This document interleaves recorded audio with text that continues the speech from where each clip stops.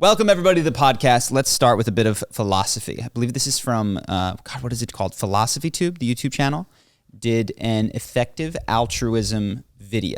So I've talked about effective altruism before. It's the idea that, one, you ought to give to charity, but two, that you should do it in a way that considers the most effective impact of your dollar. So generally, what that means is that if you were to spend, say, $100, that can help someone in your wealthier U.S. neighborhood a smaller amount, versus if you send it overseas, they can get like these pills that cost 30 cents each that cure parasites, potentially saving lives and sending a child back to school, changing the course of their life. So the idea of effective altruism is to ask yourself, if I allocate a certain amount of money to my charitable giving, how ought I do that to have the biggest utilitarian impact? And then, they go through it. So this video goes in and is critical of effective altruism for a number of reasons. I want to go through. I actually was surprised that I agreed because it seems like a pretty buttoned up philosophy. It's like, yeah, try to help in the best way possible. It's like, yeah, that's pretty clean. But here's what I think is fair. When you set something up like effective altruism, inevitably what happens is that somebody decides who counts as this. Somebody runs the math, somebody does the analysis. And that means that these handful of organizations, and in fact, the handful of people who pick the organizations, get a tremendous amount of power. Because one of the things that is not explicitly stated in effective altruism, but is kind of built into it, is that people want to help without really putting their heart into it. Like they want to give their money, and they want to give it in an intelligent way, but they would like to, and I can relate to this, be told, give to the anti-malaria fund or give to the whatever fund. And that you can get this class of people, similar to the people who run the ESGs with the stock market, who have total control and are therefore more easily corrupted, and are beacons of corruption for how this money ought to be allocated and spent. And so you get this very singular point of influence of, if you can get this one person, you can shift all this money, versus if people just gave based on their heart or who asked them for money that day, it's not as susceptible to that level of corruption. So I thought that was really interesting. And I also mentioned ESGs, which I was just thinking of as I watched this, which, if you don't know, are the environmental and social corporate governance scores that are given to stocks. And in America, we have these large pension funds. So if you're a police officer or a school teacher or whatever, you have your retirement savings that often will sit for like 40 years in these pension funds, and it'll hopefully grow over time with the U.S. economy. And when you retire, you have access to that. The people who control this have mandates sometimes by these pension funds to put it into a thing with a high ESG score, because, they go to the teachers or whatever and they say, do you want to do something that's socially responsible? And they say, yes, of course we do. Yeah. So then you wind up with the people who are labeling these having a tremendous amount of power. And this is the same thing that happened in the 2008 financial crisis with like the Moody's and the people who were rating the creditworthiness of the various tranches of securities. You get that one person to call a C-level risk, a AAA stock or not AAA stock, a AAA rated security, and you can cause an entire financial crisis because nobody's doing diligence beyond that, because there's so much trust put into this one person. Yeah. So I thought that was really interesting, and I've been giving often to Charity Water. They're not one that has been explicitly recommended by effective altruism. But I don't think that attacked the core of effective altruism, which is, but you should still be mathematical in your approach to how you give to charity. Maybe don't trust these people, but do your own research, and effective altruism is still a safe philosophy. So the YouTube video was saying that effective altruism actually isn't as effective and altruistic as, am I getting it? I think what it is it didn't come extremely hard. It raised a lot of these questions. Okay. And these are the ones, this is actually more my reaction to it more than the video. The video talked about how, can you be a banker in this society and make a bunch of money, send 15% back, and call yourself a moral agent if you're supporting this system of capitalism? To me, that is actually not the critique that I found most compelling myself, but this is what I took from the video. Gotcha. Yeah, and it's helpful to know what they said and then what your critique is personally. So they said you can't be effectively altruistic if you're going to be a banker in a first world society. The argument was that if the system needs change, that being effectively altruistic at Davos or as a very rich investment banker, she went to apparently a speech that they were doing for bankers and claims that she said, you should all just quit your jobs. She was invited to speak at this thing and it was just like, you should just quit. There's no way. There's no point of you guys donating. There's no point in asking yourself the moral question past this point of participation in the system. Wow. I don't know the detail that she went into regarding that. I think that's an interesting perspective, but I don't know that I'm quite as revolutionary as that. So what I took from it was that first piece. But the other thing that I took from it, which was not said in this, but this is my own, is that I've been wrestling and I think talked before with the idea that moral rules exist for people primarily as a crutch for their own disconnection. So like, I don't need a rule that tells me not to eat my own dog. Mm-hmm. I love him. It's not going to happen. I do need a moral rule to tell me not to eat a cow that I don't know because I am disconnected from that cow. And honestly, were I closely connected, it would be easy for me. But because of globalization and my ability to get other people to do things and not look at where the stuff that impacts my life comes from, I can stay disconnected from those things. So we implement, and I think that exists even in your own life. So many people don't need rules to not abuse themselves, except when they feel so disconnected from themselves that they resort to cutting and self-harm or self-destructive behaviors because they're disconnected. And then they need like some sort of moral injunction to like get up in the morning, stand up straight, not because you feel connected to yourself, because you like, this is the rule for how you're going to function in life to get past the fact of your own disconnection. And I've been trying in my life where I used to focus tremendously on morality. What is right? How do I align with that? Because I am disconnected from the But behaviors. even with like a philosophy that was what? The golden rule of doing things? Well, I guess what I would say is that like your morality was based on what? Back in the day? Yeah.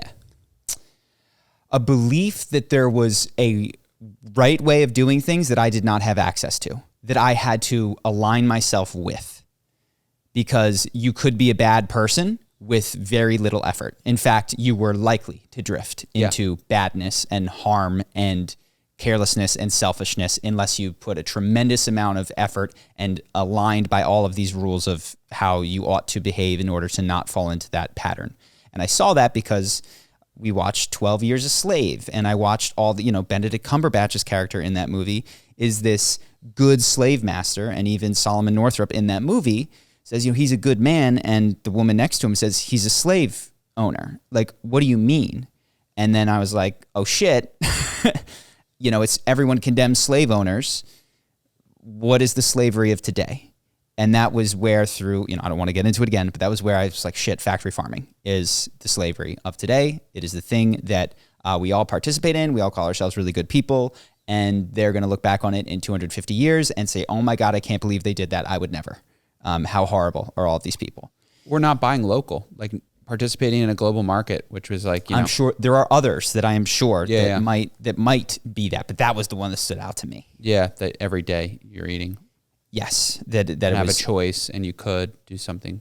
And it is a saying that this type of creature, in the case of a slave, I don't mean to call him a creature, this is the parallel, like doesn't count, is not worthy of moral consideration because in the age of slavery, their brains had to different, their skulls were different shaped, and all the reasons that they had to discount them as worthy of moral consideration and not deserving of the feeling of connectedness that you would feel. And the hypocrisy and the inconsistencies that it would occur. Like, they would have their house slave that they really liked and loved, but they would just be brutal to others. And it's like the same thing you see with animals, which is all these people freaking out whenever a dog is like, please, somebody save them. And then while they eat their cheeseburger. And it's... Yeah, I hate when the horses get stabbed in the war movies. Yeah. I hate it. While you eat a cheeseburger. While I eat a cheeseburger. Yes. And I got you off your initial point, which was like, I asked you about your morality back in the day, and you were going towards like what you do now after... sort of reconciling with that, of trying to appeal to your morality or something. I don't know what your initial. Well, so this was my deeper feeling that I took from the effective altruism, which is effective altruism triple underlines that morality is meant to be a game played with your head. It's about rules that you abide by in order to move closer to being a good person in ways that you do not need to feel connected to. In fact, the point of effective altruism is to ignore your moral impulse. Your moral impulse might be help the next door neighbor or do this. And it's not to ignore that, but it's to say at least as important to that is to act without moral feeling or connection towards these other things which need you. And it is to have a whole other dimension of like what is right that is disconnected from what you feel another human. Like I don't feel connected in many times to the money that I donate compared to when I help someone that I know in my own life, even though it takes much more of my time and effort and I help them less compared to the money that I send to Charity Water. And it like gives you a pat on the back for that and says, this is the right way, or this is a better way of approaching morality. And I think that an interesting criticism, which I'm not 100% behind, but I think is interesting, that I'm feeling more is in the same way, I'm drawing a lot of parallels here. I feel like the way that I approached confidence and charisma is like this at the very beginning is like, this is how I'm going to copy confidence. I'm going to copy all of the external signs of confidence and try to get from the outside in. Morality is the same way. It's like, okay, I'm going to do all of the behaviors of a connected person who feels like they care about people in Africa or who feels like they care about cows in a hope that the outside in matters, or even with the belief that it doesn't matter. It doesn't matter if I ever feel that level of connection. All that matters is that that well gets built and that cow doesn't get killed. And increasingly in my life, both with, the charisma stuff and morality, I'm wondering if there isn't, if that isn't now blocking me from a higher order of morality. I imagine so. In both of those examples, it sounds like there has to be an audience, that you have to appear tall and confident to somebody rather than feel tall and confident. And you're getting into the feeling, but it's still for an audience. Like, yes, confidently sitting on your couch was not a question that you had. You know what I mean? And correct me if I'm wrong, but I imagine with the altruistic donations, it's also like I'm doing the things and donating to the causes that on paper, when people say, do you donate? You're like, yeah, I do. Every year I donate an X amount of my salary, and they go, oh, you must be a good guy because you're appearing. And whether you have the feeling or not, it's still for that audience at a coffee shop to, like, who's your judge? Yeah, well, you can argue. I see that, and that does exist in the morality one. But I think I would still give to the charity if you sealed my mouth shut, because my judge is what I imagine to be this, like, though I'm not religious in the traditional sense, like God. Yeah. Like this person who knows everything I've done that weighs the weight of my soul, if I am a good or a bad person. And if I could never tell a soul, I would still do it because I do feel, or have in the past felt, weighed in that manner. So I know what you're saying about the audience piece, and I think that exists, but it is not like a human audience that it is for. It is not for social standing it really is insignificant to me. Yeah. It is much more of a like, what do I need to do to be good is a fundamental thing. And that is, what do I, and so the fundamental charisma question that started it is, what do I need to do to make you like me? The fundamental question that I had here was, what do I need to do to be good? And a new question, which can take me a step backwards and makes me behave in ways that go, shit, I don't know if this is helpful to other people, is what makes me feel more connected? And it is a slower route. And I'm not saying that I'm going to withdraw my standard amount of money that I give to Charity Water, but I was like, some of the things that make me feel more connected are incredibly selfish. Like, it's a lot of money on myself for these therapy things that I get and these expensive MDMA sessions with expensive support afterwards, money that could have been sold elsewhere.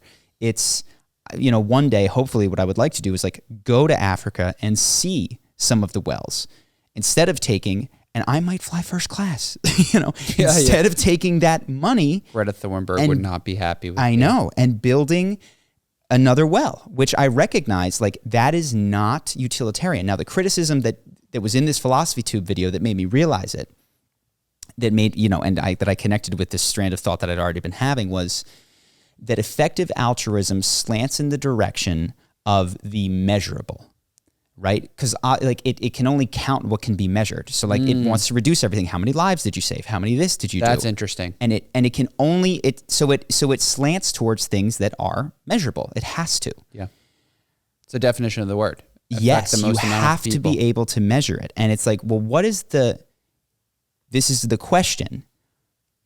Assuming that you can't measure it, but what is the broader impact of me becoming a more connected person over the course of my life and over the long term? Because effective altruism struggles to get to the long-term impact of you patting someone on the back or saying hello or saying I love you more often in your life. And like those things are much more difficult to track through, measure outcomes of, which isn't to say that they don't have profound outcomes. Like, that's the question that I have is, am I limiting my vision to a very narrow set of like, we build a well and 10,000 people get access to water in a 3-year time span, versus if I focused more, which I do, to be clear, not more, but if I considered it a moral act and a lovable act and a admirable act and encourage myself and other people to do it more, to lean into with their funds and their energy, things that make them feel connected to other people, to animals, to the world, etc., rather than how do we get this well? What kind of world might we have, even from an outcome perspective, in 50 years? Yeah. And I actually think, now there's a bit of faith in this, but I can unpack it. Over the longer term, that connected world is better, because what you get when you don't do that is what we talked about first, which is you get people abusing the metrics. You get everybody wants to, check the box to be good, do the thing, do the environmental thing, and you get, when people aren't connected, they just want the box, and you get corrupt measurements. And that is not at first I was like, oh, well, that's just this, that can happen, but you just get a different person. It's like, no, that's built into a system where people are fundamentally disconnected and only doing things to be good and not because they feel connected to it. Does that make sense? Yeah, it does. I'm thinking of it from another angle, which is like, I imagine myself hiding behind the reasons of like not being altruistic or not donating because I need to help myself first, selfishly. Mm-hmm. And then if you take that to like an extreme, like Bill Gates, like if Bill Gates never built the company Microsoft, he wouldn't be so incredibly effective at affecting a large amount of people with his altruism and donations today, with his ability to stop whatever cured diseases he stopped down to 13 people in Africa. What was he able to do? Ebola, I think. Ebola or something. He eradicated an entire virus, nearly. And I don't know if that makes sense, but in the sense of like, if he was donating all of his time and money earlier, not all of his time, but a portion of it, and not building his company and not being quote unquote selfish, like I was saying, he may not have reached this level of effectiveness to be altruistic in the way that is perfect for the definition. Well, he actually is the poster child for effective altruism. And so and he might not have been if he was that prior, is what I'm saying. Like with perfect foresight, I can imagine. Yeah. That's what I'm sort of pointing to. So effective altruism encourages Bill Gates. They say earn to give. Yes. And that's like, now here's the question though. And you pointed to measurable things. He eradicated a disease. He did this. Now, I don't know anything about Bill Gates in his private life.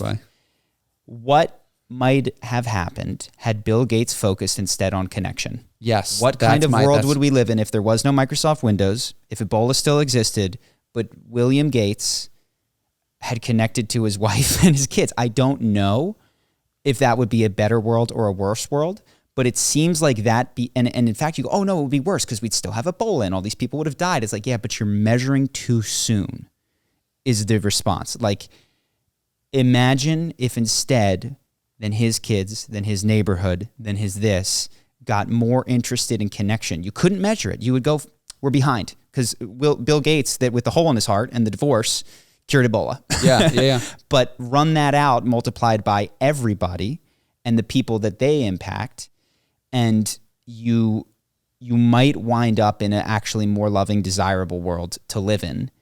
Versus, which is not, it's an improvement over not giving, to be clear. Like, if everybody becomes, and I don't know the guy, but I'm saying, let's, for the sake of this conversation, that Bill Gates is a brainiac, effective altruism poster child who is trying to math out the biggest way to do good in the world. If everybody does that, we have these metrics which can be corrupted. We don't focus on the internal experience. We focus much more on the external material, which of course is important and needs to happen at a particular time when you don't have access to water. But it feels like, if not the whole world, like, I'm glad that there are still societies that are charities that ask the question of what's the best bang for our buck, and that I can, without a thought, give to them and trust them not to be corrupt. I'm glad that exists. But it feels like me, or I, and perhaps some swath of society and culture is lucky enough to be invited to another way of being, which is like a higher level of contribution is to figure out how to be more connected, such that it is not a moral imposition for me not to eat cows. It just is the same ease and love with which I don't eat my dog. Because, I mean, think of it. Like, you can donate. But imagine if I could unlock in myself and teach other people to, like, not want to do the thing that hurt other people. Oh, no, he's going vegan. Yeah. He's going to start yelling at people. I'm saying that as an example. But imagine if it was just like, and again, some people need to. I'm not trying to say all of society all at once.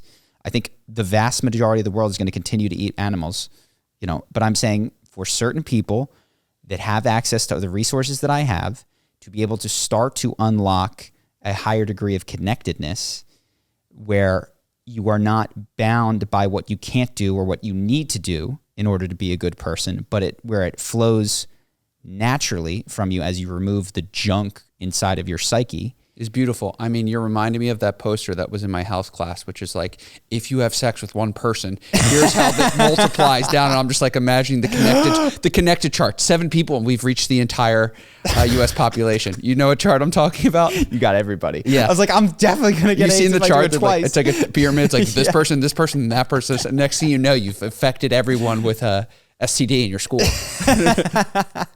But with connectedness. Yeah. Yes, but with connectedness instead of STDs. Yes. Yes, that is, I saw a video of somebody talking about how you're energetically connected to everything. That's maybe a conversation for another day, because I'd like to think more about it. But that's like a question that I have for the Jordan Petersons of the world. There are 2 strands. Really scramble their brain, ask if they're emotionally connected to everything. Sorry, there's this strand of person who is sex is either taboo / sacred, and I think they can sometimes confuse those two, where it is like both wrong and divine. And you need to be careful because it is an exchange of energies. And then there's people that are like, sex is fun. Like, I just, I had a massage and I'm not in love with that person and they touched me intimately, and I'm not going to carry their energy for the rest of my life in a way that is detrimental to either me or them. And it was a wonderful casual exchange, Why couldn't I do that with sex or something like that? If we used protection and those sorts of things. And so that's a conversation that I would like to get into with people who have strong opinions. Yeah. But I have more of the question than I have the strong opinion about that. But the morality piece, that's what I'm coming to. And it, of course, is more selfish. It is, well, my gosh, in a way it's less selfish, because there's a deep selfishness in asking, what do I have to do to be good? If that's my primary question, what do I have to do to be good? Yeah, it can look and behave and have the outcome of other people getting things that they want and need. But it's from this level of intention, it is selfish versus how can I feel more connected? From the level of intention, the other is incorporated. You know what I mean? Like, and interesting. And it is robust and long term. And I think you kind of have to have faith to really lean into this. That that you are good, that people are good, and that when you remove the junk, people are good. If you don't believe that, or that doesn't match, then you should definitely like put guardrails and rules and moral injunctions and a God that judges you from above, you know. And I don't think it's safe to say that people are or aren't good, but I do see the arc of human history, more and more people, as we get out of like base scarcity, where it is you got to fight for every meal, are given the opportunity to let go of the fear of not surviving another day and actually become more connected. And I feel lucky to be there. Yeah. And it seems like hopefully like that's like the arc of where more and more of humanity can come. So it will be the job of some people to like help assist those people get out of the material squalor and scarcity that they live in, to where they have a material level of abundance. And then it's like, okay, well, now we got to figure out how to get a emotional, mental, spiritual level of abundance as well. And then, you know, we can put the whole morality thing to rest. A lot of questions, man. Yeah. But it was a good video, and I appreciated that video. So that was morality. Yeah. And just to be clear, I'm still going to donate to charity water and all that kind of stuff. But it is the questions that I come up with is like, I think I will, you know, spending my money to go to see a well and connect with it at one day and like really prioritize that one selfishly, and own that there is a selfish desire to be connected to it, but also that I think that there is, I think I can give more. I do too. From that level, from that from place. Being connected to it. I believe as that. Opposed to if I am taxed and I can go, well, how much can I afford to give from a tax? Like maybe I can give you my whole arm taxed, but yeah, like you might give your entire maybe salary. I can cut myself in half taxed, but like that still feels like less than it would be if I wanted to, you know, like, and felt sustained through it. Yeah. As opposed to like, this is my punishment for having such wonderful luck, which is kind of a degree, not my punishment. This is my obligation. That is sort of how I feel. So yeah, we talked about ESGs and the optimization around those metrics. Jon Stewart talked about, you know, now the Department of Energy says that they have low confidence, but it might have been a lab leak, the COVID outbreak says. And so Jon Stewart, I don't know if you... I haven't seen Jon Stewart's take on it, no. It was, well, you saw him on Colbert many months ago when he came out. You didn't see this? Oh, maybe I did. He was joking. He was pangolin. Yeah, you didn't see this? Where he comes out and says it's like if there was an outbreak of chocolatey goodness in Hershey, Pennsylvania, you know, where did it come from? The Wuhan Institute of Virology. Yeah. Down the road. Crushed it. The Wuhan Institute of Virology studying novel coronaviruses. Yeah, and so he came and he said on his podcast that he received swift, tremendous, furious backlash. And, you know, for him, it was like, if you think it's a lab leak, you are Republican and you are racist and you are this. And if you think that it came from a wet market, you are a Democrat and you are not racist and you are, et cetera. And his phrase, which I am a bit paraphrasing, is that never before have we had more speech and fewer viewpoints, fewer acceptable viewpoints. That, you know, the grouping of this, you know, okay, so if you can, I'll give you, like, somebody voted for Biden. How do they feel about guns? Do they think that it came from a wet market or a lab? You know, what do they think about like, you can just predict a whole tremendous amount of things. And I don't know that he's necessarily right that this is a unique moment in history for that, though I do understand that it feels that way. But I just thought that it was... Yeah, I don't know if it's unique. I imagine, I wasn't alive, but like war for Vietnam, I bet you if you agreed with going to war in Vietnam. If you didn't, you probably smoked weed and had free sex. You know what I mean? I don't know if that's true, but I've seen the movies. The part that grabbed me about that, which is what I feel is, I've said this before, but like trying to inform yourself by listening to the news and reading seems like an exercise in futility that is both futile and deeply ineffective.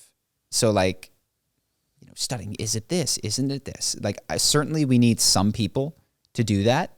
But there is so much mud in the water that I don't feel like it's a good use of my time. And when I do talk about it on things like this, I try to I try not to talk about disputable facts on the ground and instead talk about the meta story of like, why focus on this? Why, like, what does this say that we can agree? And that brings me to the Nord Stream pipeline. What's that? What's that? What is that? I thought that this was interesting. This is from Cy Hirsch, who wrote a story alleging and saying that he has a source that says that the U.S., I forget, with perhaps Norway, is responsible for the destruction of the Nord Stream pipeline, which took gas from Russia to Germany, and the severing of which was sort of pointed to it like Russia sabotaging themselves, but didn't really make any strategic. Why would they do that? And since then, Germany has aligned much more with NATO and the U.S. in terms of their hawkishness on this war and willingness to provide supplies to the Ukrainians. And so this is from Cy Hirsch, who wrote that story. And this may have been updated. This came out a week or so ago. So if the fact on the ground changed, but at the time he wrote this. The New York Times published everything I wrote, most, if not all, on the front page when I was an investigative reporter on the paper from 1972 to 1979. The Washington Post has followed my career as the loyal opposition and ran a long magazine profile of me more than 2 decades ago. Neither paper has run a word at this point about the pipeline story, not even to quote the White House's denial of my reporting. Wow. Yeah. And, we got UFOs, we got all this other stuff coming out. Chinese spy balloons. We got spy balloons coming out, and it is, again, I'm not saying that this is important. I'm not saying that this isn't important. I'm not saying that Cy Hirsch is right or that he is wrong or that I've done any investigating. This is mud for me that makes me go, why would I pretend to have a meaningful opinion on the Ukraine war? Or not? Yeah, why the fuck would I do that? Given that I don't understand the history leading up to it, and my YouTube video or book that I read is going to get me one person's perspective of that. And then things like this. How many Ukrainians have you talked to? Actually, a lot. Yeah. Never mind. You've got an entire. And where I stand safely is like, oh man, this fucking sucks. That is, I'm clear on. For the civilians. Yeah, it sucks. Yeah. I'm so clear on that. But the who's right, who's wrong, who Putin is, who Putin isn't. This is, I believe, a more extreme version, but it is. I imagine what it would be like for a North Korean developing a worldview to go, what kind of person Joe Biden is. Well, the hardliners say that he's the devil, but I think he's just the most evil person on the planet. It's just like I live in I am bookended by people that have an agenda for me. Like all of the media that I get, even though it might come through the mouth of some person on Instagram that I used to know, it's being generated and it is being selected for, if not by an individual, then by a group interest that aligns with a group perspective that is not necessarily match what I would do if I flew to a different part of the world. And I experienced that when I went abroad and got a totally different view of America, which didn't match really anything that I'd learned before that. So do you think you can trust anything that's not a firsthand experience? Obviously you do, but I'm wondering where in between the news and a firsthand experience do you... I think I have probably, when I think of it, a matrix of like, how important is it that I have a strong opinion on this subject is one of the first questions. And so... Does it concern me? I trust the news when it says it's going to rain because I make decisions based on that. They also have a decent track record. They're really good at the report. Snow days they didn't get right back in the day. That pissed me They're off. way better now. They got way more weather stations. So this how important is it? And I think I disagree with a lot of people on the internet about the answer to that question. I think it is very unimportant that I have a side for almost anything in the world. And then given that, I go, well, how much effort do I want to put into doing it? And if the answer is I think it's very unimportant that I have an opinion, I don't put a tremendous amount of effort trying to sift through the mud in order to get something. But yeah, that's the short of it. When I'm trying to make a decision of what video title to do, I try to do a lot of, that I decide is important. And I look at, and I research, and I go to other titles, and I look at real-time views, and I try to gather data that I can that might be manipulated in all sorts of ways. Yeah. But like, I start with, is this important that I do it? And I have, like I said, a much lower sense that many things are important for me to have an opinion on. I've got questions about the old good and golden age of when news just reported the news. I don't believe it. No, well, yellow and journalism. only because my father says it, nonstop, that there was a time when the New York Times just always told the truth. And I'm just like, the truth is as the U.S. wanted it to be told, you know what I mean? Like always a biased news station. They're humans writing this. The AI bots don't have a bias, so I'm ready for ChatGPT to give me the real info. Yes. It is, I agree with you.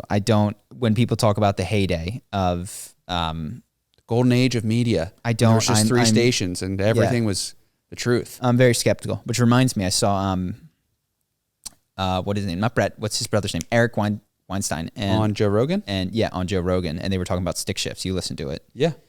And they were talking about how how much more engaging and enjoyable it is to drive a stick shift. And I've never driven a stick shift, and really never, where I grew up, that just wasn't a thing. I've driven.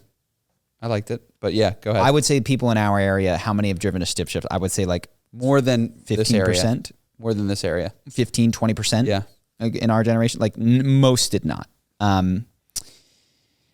And it's interesting to hear generations, because what I noted was it seems like technology always is advancing.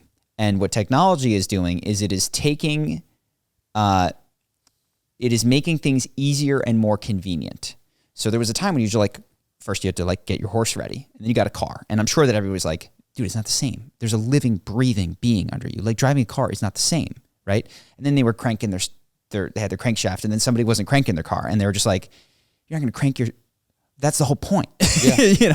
And then we had a stick shift, and they're like, dude, you're going to drive without a stick shift. You're driving out, you're missing the point. Yeah. And then I'm going to grow up and I'd be like, you kids are taking the hypervolt, or that's my gun, the hyperloop. You're not going to drive your car, and you're going to fall asleep. You're not going to fall asleep. You're going to fall asleep. The whole point is to play the song and look around as you're doing it. And it is interesting because I don't think that anyone is wrong there, but it seems like what technology does at some level is it makes things easier and more convenient to free up your time for something else. We don't know what. At the cost of what you lose is engagement with that thing. You are less connected to, horse, to crank car, to stick shift, to automatic. We're definitely skipping some steps. To Uber. I'm skipping it, but it's if you look at a human's engagement with their mode of transportation. You had to feed your horse. Yeah, it's just down. Yes. So I have much lower engagement when I am getting places, and I do other things with that time, some of which are maybe not better uses of time than brushing a horse's foot. I don't know. Maybe it'd be better off with a horse's foot. And it seems like inexorably technology is going to march forward. We should say with you getting there on Joe Rogan's podcast with Eric Weinstein, they were reminiscing about the days of being connected to a car, right? Like how the sound of the engine and shifting and drive, going around a turn, and how kids these days don't have that, right? That was their point. It was sort of that it's so much better. Much better was their take. And I don't think that, and I don't feel that lack in my life. And we all go to the supermarket instead of hunting our food, and what do we miss when we do that? But I was like, what is the arc of this? Are they right? Should I get a stick shift? Was my question. Gotcha. And what I was like, oh man, the generation after me is gonna. I used to have to choose my own YouTube videos. I used to have to sit there and think, what topic is most interesting to me? And now you just get it spoon-fed through your TikTok into your brain. You're not even picking it. And it's so much better though. You had to pick your video. You had to sit there and scroll through Netflix and decide which movie and maybe get one that wasn't right for you. It seems like this pattern is going to continue and continue and continue. And the risk is, what do you do with the time freed up by technological innovation? Do you find something to engage with, or do you never find something to engage with and stay lost in a docile human just following America's orders. Yes. And well, or like, I believe that it can maybe be as rewarding to like drive a stick shift and take care of your car as it can be to take care of your horse. But I don't believe that. I think there's people that do that. I don't think it's as rewarding to clock in and clock out of to just like zone out and disconnect from life as you drive to work, no matter whether it's on your horse or your car or your Hyperloop. To just disconnect and lose engagement feels like the real risk. And technology is neither good nor bad in this. It just gives you more flexibility to not engage if you choose not to. Like back in the day, it seems like you had to be really freaking engaged with your life. You had to take the tracks and find the thing, and that's just not required. You can zone out for hours and hours. And in fact, companies make that easy to do nowadays. Yeah.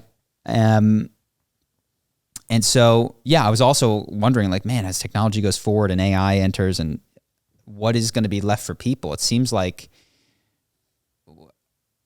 chosen engagement, chosen creativity, and passive entertainment. Looking way far down the line, just like receiving shows and discussing them, which isn't, I don't think it's that bleak as long as there is chosen engagement as well in there. But yeah, a life of just passive consumption seems, I like that for part of my life.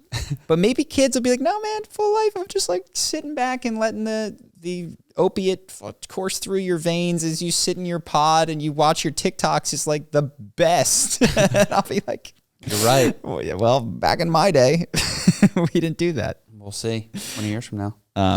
But there is this pattern of like the old looking at the young and like they're missing the zest of life. And it's like, how many times has that been thought by somebody who is 50, 60 years old, yet we march on? Like, I did a YouTube video and I found this one clip that was from since 1902, one generation saying the other generation doesn't work as hard as the generation before since 1902. They've been publishing it in the paper, so I have like a 10-second clip where it's like, this generation doesn't work as hard as I, literally through every decade. Yeah, every decade in the paper, this generation didn't work as hard as I did. I definitely feel that. Yeah, I know. No, I actually don't. I mean, I do feel that. That is the truth. They live in a different world. Yes. The keeps getting easier. Technology's getting easier. Technology's nice. Yes. So I watched a clip from Chris Williamson popped up. It was a short. His shorts of I guess I get him because I follow him. And he was talking about how the difference between men and women, and men want to be respected versus women wanting to be loved. And I've heard that before, and I agree to. I see that in the world. You know, I see men moving towards things that make them respected, and I see women, again, on average, moving towards things that make them feel cared for and loved. But I'm not sure that this is like a biological difference, and that was one of the things that I wanted to bring up. It seems like, and I've felt this in my own life, again, so this is a personal thing, that the arc of my life is I was absolutely, respect, fuck love. Like, I'm going to get respect. And as I feel that I am safer. Garnered respect. I got the respect. I feel more abundant in a lot of things. I actually feel like I could lose the respect, but would want to keep and pursue love more. We'll see.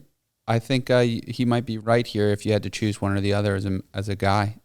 As a guy, I'll take the love these days. You've had the respect.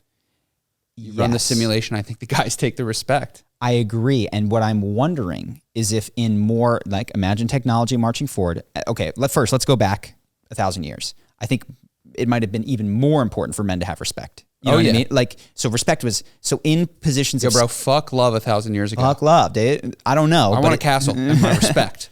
Or let's go back to our grandparents' age, which is more knowable because I see them. Yeah, that seems accurate to my assessment of some of the people of that generation. It's like respect far more than love for those men. Yeah.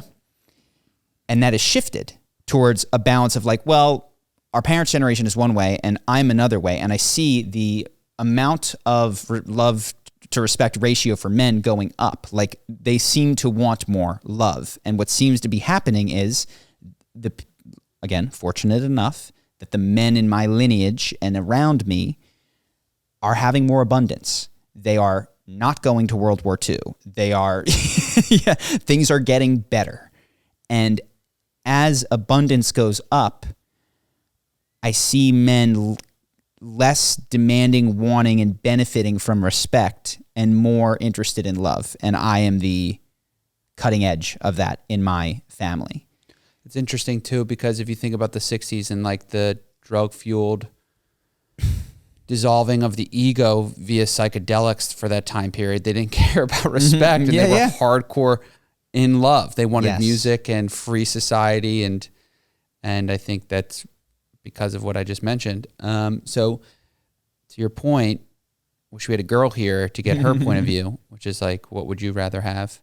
Well, yeah, and we can define our terms a little bit. Like respect, the way I understand that men want us to be like admired, and they're okay if there's a lacking of intimacy or connection or closeness, but they are admired, desired, deferred to, like those things.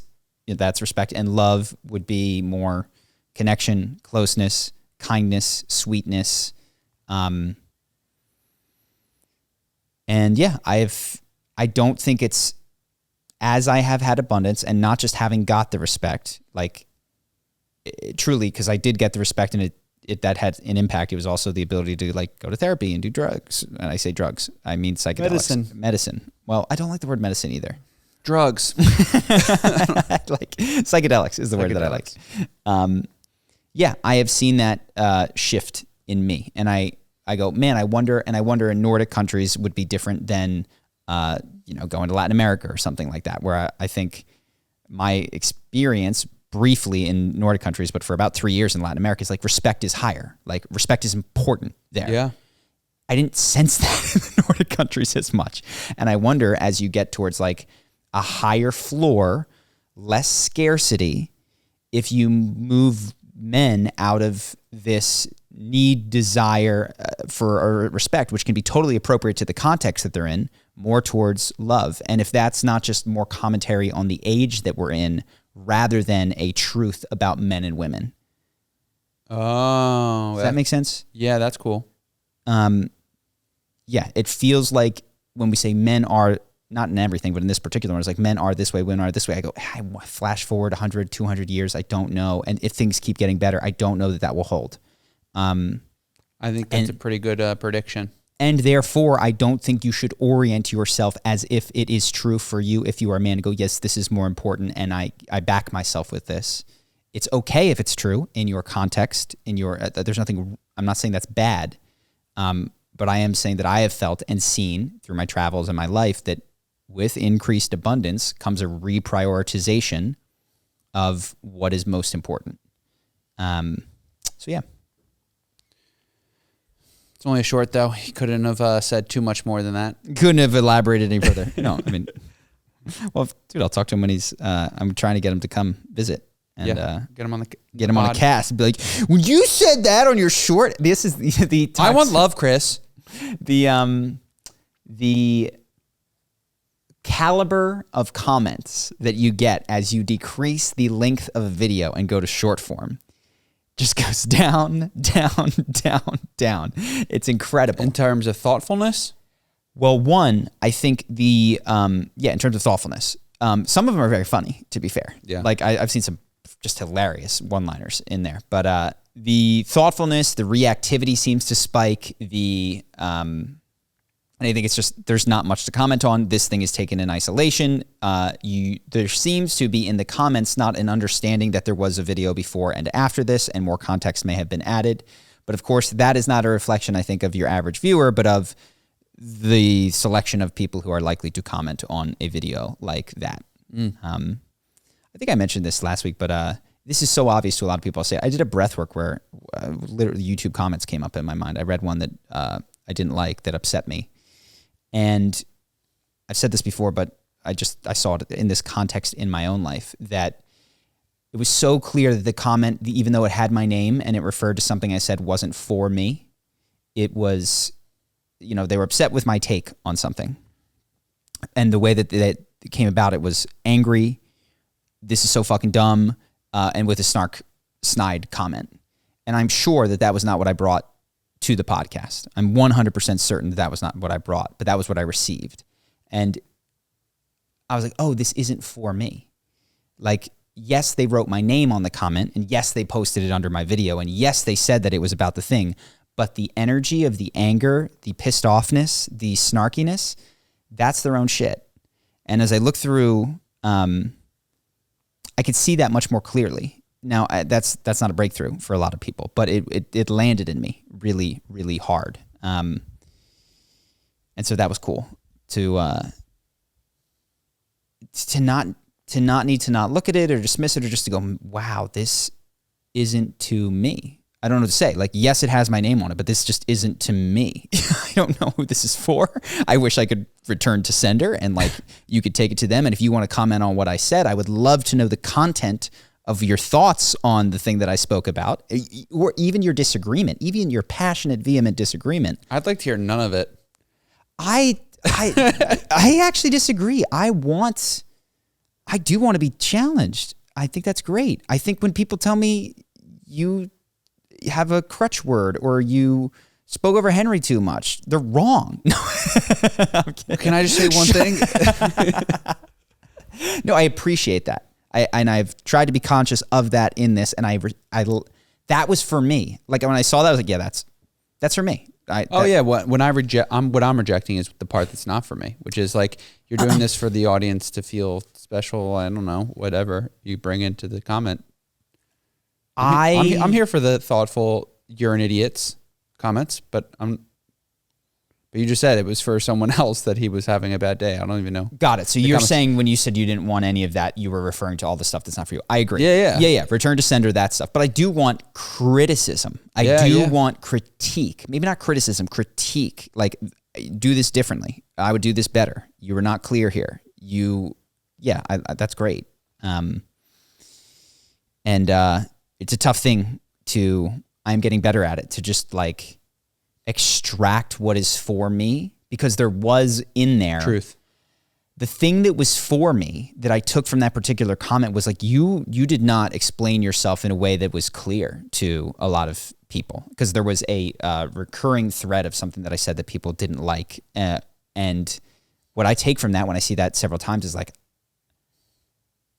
I am not, if this is inciting upsetness in this many people, I can do a better job of being clear, because I know I'm not bringing vitriol, anger, or flippancy to this topic. So I can definitely do a better job of communicating, and I want to know that.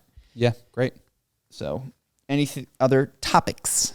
I have a bunch written down. Maybe start with this one. The lady in Florida, has a lawyer who's defending her she was arrested 6 weeks pregnant. It's been 8 months and she's about to have a baby. Yeah. And so now there's a lawyer and a group that's fighting for fetal rights or something like that. Because the baby's in her belly in jail. And did not commit the crime. Yeah.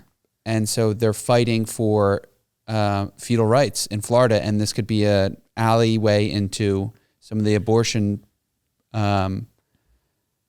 rights in Florida. And here's like a very interesting circumstantial case. This lady committed a crime 6 months pregnant, or has been charged and is in jail. 8 months later, she's about to have the baby. What do we do with the baby? Did the baby commit the crime? Did it not commit the crime? Did it? Does it have inalienable rights? Should she be treated? Should she be in a better cell because this baby in her belly? I kind of think so. this baby in her belly didn't commit a crime, or did it commit a crime? Tell me what it is. Does she get? I think it's actually less complicated. I think that the political football of this case is to attack or force clarification on the rights of an unborn child. Yeah. But it is certain, like, I think we would, most people would agree, this child did not commit this crime in a meaningful way. Even though it was there, it might have aided and abetted. What if she was 6 months pregnant? let's say she was the day before birth or 2 weeks before birth, like wherever it is, I think a couple things. One, what happens in utero is very important to the development of a child. That I think is broadly Jail agreed isn't upon. good for a child. Stress on the mother isn't ideal. And two, the baby with current technology is stuck inside of this mother. So whereas you might with someone who wasn't carrying a baby go, I'm okay with imposing stress on your life. I'm okay that you're going to sit in a holding cell. I'm okay that you're going to cry and freak out and nobody's going to come to support you. When it is a mother with a baby, and if that is deeply impactful on the baby, which I believe that it is. Now, to be fair, also having a mom that committed murder is deeply impactful on the baby, but that horse has left the barn. Cat's out of that bag. Can't get that one back in. I do think that it is consistent to say that we are recognizing that we are putting these children in stressful situations that they need not be in, that, if the government is going to take this woman and put her in jail, I think it is obliged to remediate in some way some of the stress, not for her sake, but for the child who did not commit the crime, but who is bathing in cortisol and, all of the crap that is going on from a developmental space. Yeah. So yeah, I don't, there's not a perfect solution, but I actually do think that you should probably have pregnant women treated as if there is a second person who is receiving the justice / punishment, because in a meaningful way that is happening. Yeah. And what I mean is the meaningful way is like the development of the baby's brain is deeply impacted by what's going on in the mother's life at that point in time. Yeah. So yeah, that's where I landed on that. Now, should she get out of jail? I don't necessarily think that should be the case, because with all of the abortion rights, you're weighing the rights of the individual against the state's prerogative, and keeping, someone who just killed someone and not running around free is important even. Yep. And there's a drawback to that, which is this child who is innocent is suffering, and the state is involved. The state is jailing the mother and contributing to that. Yeah. So yeah, that's my initial reaction. See how it plays out. Yeah. I would listen to the first 3 episodes of The Witch Trials of J.K. Rowling. Wow. It's a podcast by a woman who was previously in the Westboro Baptist Church, reached out to J.K. Rowling. She talks about it. Things that I found interesting. One, I was deeply moved by the creative story of her making Harry Potter, and how people have noted how the books kind of evolved with the generation. Like the first one was like light and fun, and by the end it was dark. And that was a product of her life experience, where she was abused by her husband at the time. And oh wow, I did not know that. I think I don't know if it's her mom or dad died, and that she's like, I brought it into the story. Like that came through me, and I love that. That it was, that her life funneled through into that. I thought was just, that's perhaps one of the things that I love about art and books and all of that stuff that I want to do as well. And so I was moved just listening to her talking about the origin of Harry Potter, and when her parent died, she's like, I had made him an orphan just because. And she's like, I didn't understand what that meant until I lost a parent. Oh, and her she got subconscious was just writing a story. She just, Luke Skywalker, he's an orphan. She's, of course she doesn't know what it's like to lose a child that you never, parents that you never knew, but like she gained a depth, I think, that probably came through in the character, and was probably able to tell truths that she wouldn't have been able to tell as she imagined what it was like to do that. So I thought that was really... Do you have anything else on that? Because I have questions. Sure, go for it. I have more J.K. Rowling, but... Yeah, J.K. Rowling. I mean, the show's name is The Witch Trials of J.K. Rowling. Does she deal with some of the PR that's going around right now? So the story, and again, I'm cognizant of the framing of it, is they take you through the first backlash against Harry Potter was an evangelical backlash of Harry Potter's magical and Satan works through magic, and the dark arts are clearly in there, and she's teaching our kids and she's corrupting our children. And she dealt with the first wave in the 90s and 2000s of backlash, and now there is another wave of satanic power within the Harry Potter books. Yes. Got it. And there is another wave of backlash, which is the J.K. Rowling is a transphobe and wants a trans genocide, and that is the second wave that it really hasn't, by episode 3, gotten to, but you can see that they're setting up the comparison of those things. And I'm trying, I'm cognizant that that is the framing of the podcast. I do think that it is whether or not you agree with either of them, again, this is where I like to try to view these things because I don't know what J.K. Rowling said, and I'm uninterested in doing a forensic dive into who is J.K. Rowling, is she, isn't she, what people say. It is not important that I have an opinion on who she is.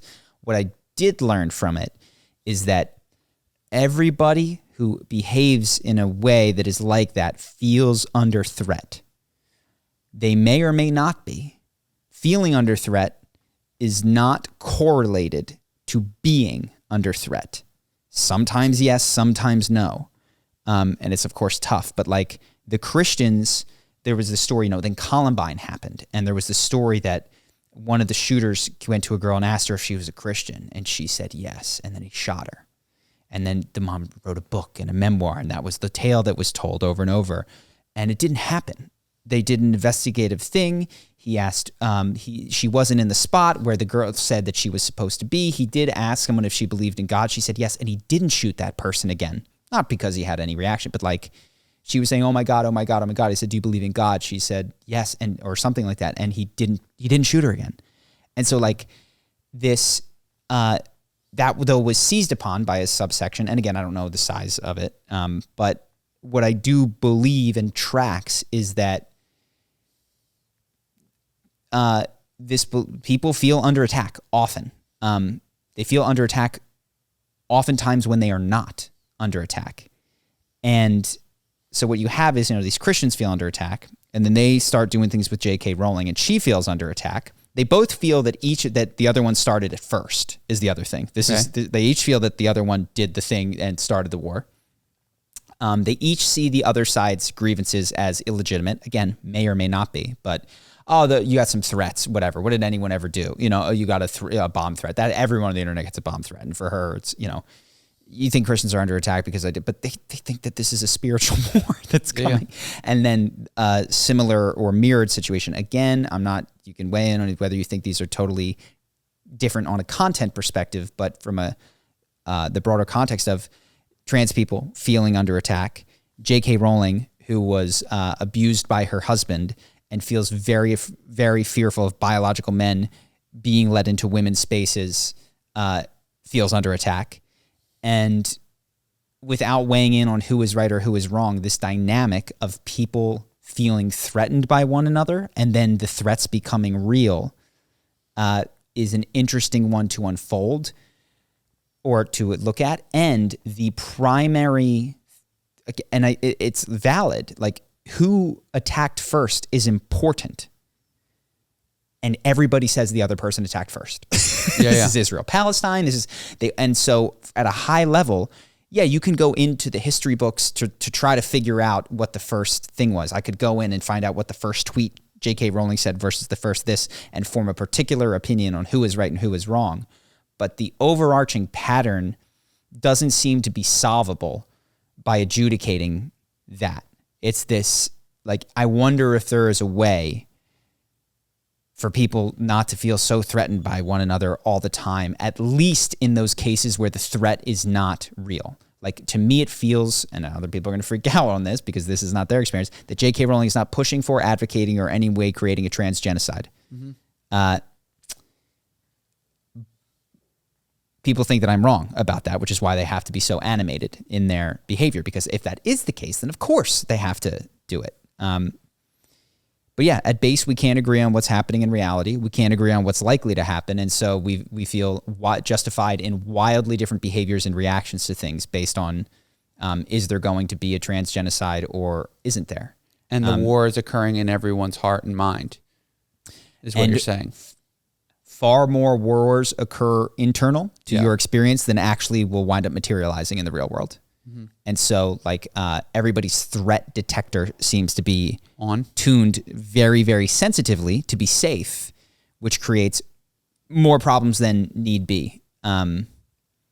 You want to just, if you could, you'd want to catch the Hitlers and not the whatevers that fizzle out. So I don't propose to have a solution or know who J.K. Rowling is. But I just thought it was an interesting podcast to listen to.